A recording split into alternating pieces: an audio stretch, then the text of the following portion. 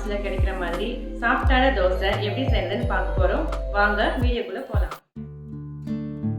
முதல்ல ஒரு பவுல் எடுத்துக்கோங்க. 1 கப் உளுந்து சேர்த்துக்கோங்க. நான் மெஷரிங் கப்பில் 1/2 கப் எடுத்திருக்கேன். நீங்கள் மெஷர் பண்ணுறதுக்கு எந்த கப்பில் எடுக்கிறீங்களோ உளுந்து அதே கப்லேயே அரிசியும் எடுத்துக்கோங்க. இது கூட 1 டீஸ்பூன் வெந்தயம் சேர்த்துக்கோங்க. தண்ணி சேர்த்து 2 முறை அலசி எடுத்துக்கோங்க.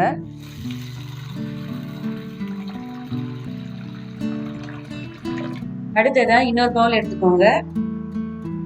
உளுந்து எடுத்து அதே கப்லேயே அரிசி இப்போ அளந்துக்கோங்க. 1 கப் உளுந்துக்கு 5 கப் அரிசி சேர்த்துக்கோங்க.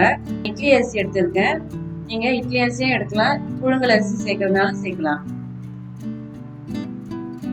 உளுந்தையும் அரிசியும் தண்ணியில் 2 முறை அலசிட்டு தேவையான அளவு தண்ணி சேர்த்துக்கோங்க.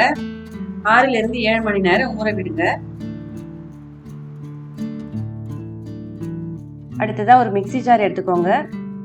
நம்ம 6 to 7 மணி நேரம் ஊற வச்சுருந்த அரிசியும் உளுந்து எடுத்துக்கோங்க. முதல்ல அரிசி சேர்த்து தேவையான அளவு தண்ணி சேர்த்து நைஸாக அரைச்சி எடுத்துக்கோங்க.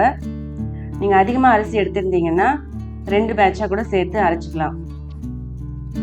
இப்போ அரைச்சி வச்ச அரிசி மாவில் நம்ம எடுத்திருந்த மெஷரிங் கப்பில் பாதி அளவுக்கு மாவை தனியாக எடுத்து வச்சுக்கோங்க. அதாவது இப்போ நீங்கள் 1 கப்பில் மெஷர் பண்ணியிருப்பீங்க இல்லையா, உளுந்தையும் அரிசியும், அந்த கப்பில் பாதி அளவுக்கு அரைச்சி வச்ச இந்த அரிசி மாவை எடுத்து தனியாக வச்சுக்கோங்க.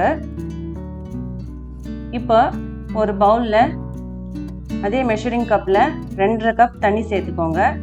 தண்ணி நல்லா பாயில் ஆக ஆரம்பித்ததும் நம்ம எடுத்து வச்சுருந்த அரிசி மாவு சேர்த்து நல்லா கலந்து விடுங்க. லோ ஃப்ளேம்லேயே 5 நிமிஷத்துக்கு இந்த அரிசி மாவை நல்லா கலந்து விட்டுக்கிட்டே இருங்க. இது நல்லா கஞ்சி மாதிரி வரும். கட்டி இல்லாமல் நல்லா கலந்து விட்டுக்கிட்டே இருங்க. 5 நிமிஷம் கண்டினியூஸாக கலந்துகிட்டே இருக்கணும். லோ ஃப்ளேம்லேயே இருக்கட்டும். இந்த மாதிரி நல்லா கஞ்சி மாதிரி வந்ததும் ஸ்டவ் ஆஃப் பண்ணிவிடுங்க. இதை அப்படியே நல்லா ஆற வச்சுடுங்க. இப்போ 2வது பேட்ச் அரிசியும் மிக்சி ஜாரில் சேர்த்து தண்ணி தேவையான அளவுக்கு ஊற்றி நைஸாக அரைச்சி எடுத்து வச்சுக்கோங்க.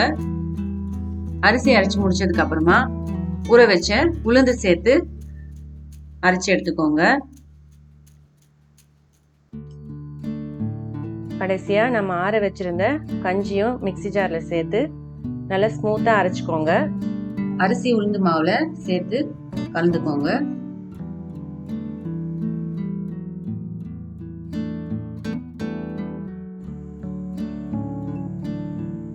தேவையான அளவு உப்பு சேர்த்துக்கோங்க.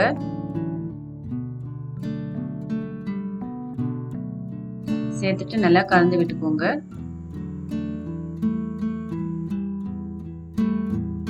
ஒரு லிட் போட்டு மூடிட்டு இதை அப்படியே தனியாக எடுத்து வச்சுடுங்க. 8 மணி நேரம் ஃபெர்மெண்ட் ஆக விடணும்.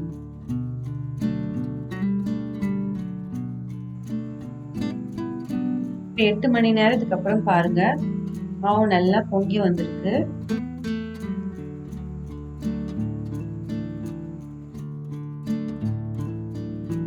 இப்போ தோசை போடுறதுக்கு தேவையான மாவை வேற ஒரு சின்ன பவுல்ல எடுத்து வச்சுக்கோங்க. பாருங்க, இது கரெக்டா தோசை ஊத்துற அளவுக்கு கன்சிஸ்டன்சில இருக்கு. நான் தண்ணி எக்ஸ்ட்ராவா சேர்க்கல. நீங்க மாவு அரைக்கும் போது அரைக்கிறதுக்கு தேவையான அளவுக்கு தண்ணி மட்டும் சேர்த்துக்கோங்க. அதுக்கப்புறம் உங்களுக்கு தோசை மாவு கன்சிஸ்டன்சி இல்லைன்னா மட்டுமே எக்ஸ்ட்ராவா தண்ணி சேர்த்துக்கோங்க. இப்போ நம்ம தோசை போட மாவு ரெடியா இருக்கு.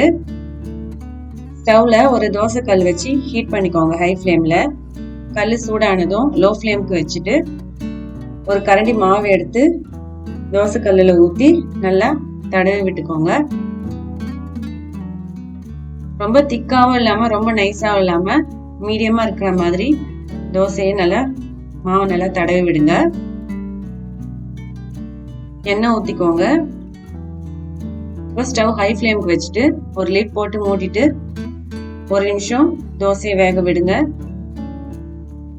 லிட் எடுத்துட்டு இப்போ இந்த கார்னர்ல எல்லாம் நல்லா கிறிஸ்ப் ஆனதுக்கு அப்புறமா தோசையை திருப்பி போட்டுக்கோங்க. மறுபடியும் லிட் போட்டுட்டு ஒரு 30 செகண்ட் வேக விடுங்க.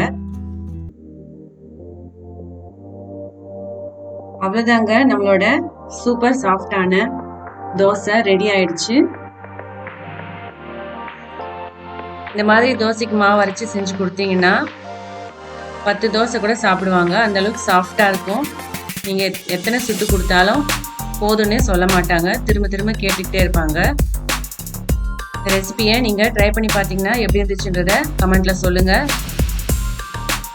இந்த வீடியோ உங்களுக்கு பிடிச்சிருந்தா லைக் பண்ணுங்கள். மறக்காமல் உங்கள் ஃப்ரெண்ட்ஸ் அண்ட் ஃபேமிலி மெம்பர்ஸ்க்கு ஷேர் பண்ணுங்கள். இதே மாதிரி ரெசிபி வீடியோஸ்க்கு your recipe style channel subscribe பண்ணி பெல் ஐக்கானை ப்ரெஸ் பண்ணி ஆல் ஆப்ஷனை செலக்ட் பண்ணுங்கள். தேங்க்யூ. பாய் பாய்.